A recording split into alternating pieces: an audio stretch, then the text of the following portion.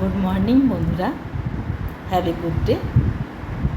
আজ শেয়ার করব, মানে রান্না তো শেয়ার করি, কিন্তু আজ মূলত একটা সুন্দর জিনিস শেয়ার করব। চলুন আসুন চটপট দেখে নিই সেটা কী। আমার সাথে চলুন আমার রান্নাঘরে, আর আমি দেখতে থাকবো। কারণ রান্না করতে থাকবো, দেখা তো ব্যাপার নেই, রান্না করতে থাকবো। আর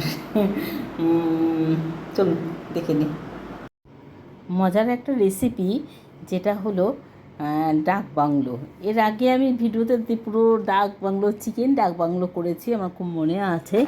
আর আমি সেটা কিন্তু শেয়ারও করেছি আপনাদের সাথে। আজকে কিন্তু মাটন ডাক বাংলো করব। তো যাই হোক, আমি সে অল্প একটু মাটন ছিল আর কি, সেটাকে দিয়ে আমি করছি যে ওইটুকু মাটন কার হবে। তা যাই হোক, ওই ডাক বাংলো করলে আর কি অল্প মাটনে হয়ে যায়, সেই জন্য আমি এটা করছি।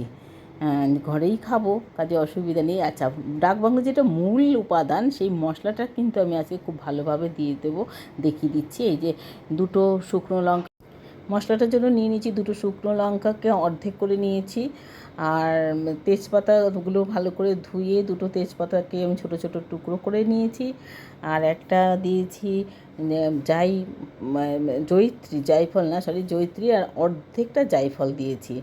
আর দিয়েছি বেশ মানে এক বড় চামচের 1 চামচ ধনে, আর সাদা না সবুজ এলাচ, আর একটা বড় এলাচ। যেহেতু মাটনটা আমার কম, এবং আর এর বেশি কমে তো মশলাটা করা যায় না, এটা রইলো। হাঁড়ির দিন কোনো দিনও করলে, চিকেন বা মাটন ডাক বাংলো করলে আমি এটা দেবো, সেই হিসেব করে আগে ওটাকে শুকনো খোলায় কিন্তু আমি নেড়ে নিলাম। এবার ঠান্ডা হয়ে যাওয়া অবধি আমি রান্নাটা কিছুটা এগিয়ে নিয়ে যাব। তারপর আমি ওটাকে মানে ডাস্ট করব, কিন্তু পুরো মিহি ডাস্ট হবে না। আমি ডিমগুলো সেদ্ধ করে রেখেছিলাম, সেইগুলোকে অফিস টাইম তো তাড়াহুড়ো করে খোসা ছাড়াতে গিয়ে সব কিছু পুরোটা একদম অখণ্ড অবস্থায় বের করা যায়নি। সকালবেলা যাদের অফিস টাইম থাকে, তার উপর ভিডিও করা থাকে, তারা সবাই হাড়ে হাড়ে বুঝবে যে ঠান্ডা করতে দিয়েছি মশলাটা। এটা কিন্তু ডাক বাংলোতে এই মশলাটা দিতেই হয়, সে আপনি চিকেন দিয়েই করুন আর মাটন দিয়েই করুন। এটাকে আমি মিক্সিতে কিন্তু খুব ভালো ডাস্ট করব না, একটু গোটা গোটা থাকবে। তাতে কী হবে যে ম্যারিনেশন করার সময়, মাটনটা যখন ম্যারিনেশন করবেন সেই সময় কিন্তু 1 চামচ অবশ্যই দেবেন, আর রান্না করতে করতে আবার 1 চামচ দেবেন। দিয়ে দিয়েছি আমি পাতলা পাতলা করে স্লাইস করে কাটা পেঁয়াজ কড়াইতে, তেলটার মধ্যে ডিম এবং আলু ভাজার পরে আমি দিয়ে দিয়েছি। যাই হোক, এবার দেখুন এই যে মশলাটা হয়ে এসছে। আমি রান্নাটা খুব একটা ডিটেলসে যাচ্ছি না, কারণ এর আগে আমি চিকেনটা দেখিয়েছিলাম, আর মাটনটা তো আমি এরকমভাবে করে নিচ্ছি, যেহেতু অফিস টাইম অতটা ডিটেলসে করতে গেলে আমার আরেক দিকে যে কিছু বসাবো সেটা আর হাতে হবে না। যাই হোক, পেঁয়াজটা মোটামুটি হয়ে যাওয়ার পরে আমি এটা এই পরবর্তী রান্নাটা আপনারা এখানে দেখতে থাকুন। আমি ততক্ষণ অন্য রান্না তৈরিজোত করতে হবে। এই মাটনটাকে প্রেশারে সিটি দিয়েছিলাম, আলু আর মাটন। যাই হোক, এবার এটাকে ফুটতে দিয়ে দিলাম কড়াইতে। এটা করতে একটু খানিকটা সময় লাগবে, সেই সময়টা এটাকে দিতে হবে।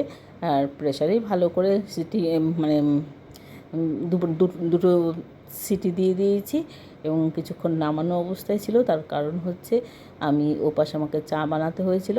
যাই হোক, এই যে আপনারা দেখছেন এটা ফুটছে, এর মধ্যে ডিম দেব। আর চাইলে আপনারা গরম মশলা দিতে পারেন। আমি আমার ইচ্ছে হলে দেখি, এখন আপাতত কী করি, দিতেও পারি নাও দিতে পারি, কেননা যেহেতু ওই মশলাটার মধ্যেও গরম মশলা ব্যাপারটা ছিল, তার জন্য কিন্তু আর না দিলেও হয়, না দিলেও হয়। ম্যারিনেশন করার সময় যেরকম দেবেন, সেরকম যখন নাকি মশলাটা কষাবেন, সেই কষানোর সময় কিন্তু দিতে হবে। যেটা ছবি আমি তুলতে পারিনি, একদিকে ভাত একদিকে ডাল, পেঁয়াজের ডাল করা হয়েছে, মুসুর ডাল। এই যে এটা নামানো হয়ে গেছে, ঝটপট অফিস টাইমে যাওয়া হয়। আর কালকের ইলিশ মাছের মাথা দিয়ে কচু শাক করেছিলাম, সেটাও কিছুটা রয়েছে। তো সব দিয়ে মোটামুটি আজকে আমাদের লাঞ্চটা ভালোই হয়ে যাবে। আর যদি কিছু বেঁচে থাকে তাহলে ওই ডিনারও সেটা দিয়ে আমরা করে নেব। আপনারা এই রান্নাটা দেখতে থাকুন, আমি ততক্ষণে একটু রেস্ট নিই। গল্প তো করতে ভালোই লাগে। গল্প কালকে যেমন কালকের ভিডিওতে অনেকটা গল্প করেছি, আজকেও গল্প করছি। আমি আমার আমার শাশুড়ি মায়ের এক ছেলে এক মেয়ে। তো মেয়ের অনেক দিন আগে, মানে আমার ননদের অনেক বছর আগেই বিয়ে হয়েছে, আমাদেরও বিয়ে হয়েছে, 27 বছর হয়ে গেছে। হ্যাঁ, ছোটো বয়সে সবার বিয়ে দিয়েছে। মানে যেই বয়সে মানুষ কলেজে, এখনকার দিনে তো ইউনিভার্সিটিতে যায়, সেই সময় আমার বরের বিয়ে হয়ে গেছে। যেহেতু চাকরিটাও উনি তাড়াতাড়ি পেয়েছিলেন, তাই তার জন্য বিয়েটাও তাড়াতাড়ি হয়ে গেছে। যাই হোক, আমাদের ছেলে এখন পিএইচডি করছে খড়গপুর আইআইটি থেকে। আর একটা বছর কমপ্লিট হয়েছে, আরও 4 বছরের বাকি আছে। তারপর হয়তো আমিও আবার শাশুড়ি হয়ে যাব, কেননা পোস্ট তো বাড়িয়েই নিতে হবে, তাই না? না হলে পরে তো মনটা কেমন কেমন লাগে, একই জায়গায় তো বেশি দিন থাকা যায় না একই পোস্টে। তবে দীর্ঘ সময় বধূ হিসাবে রইলাম, বৌমা হিসাবে রইলাম, মা হিসেবে রইলাম, আবার মেয়ে হিসেবেও অনেকটা বছর ছিলাম, 21 বছর অবধি। এখন এই যে চলছে।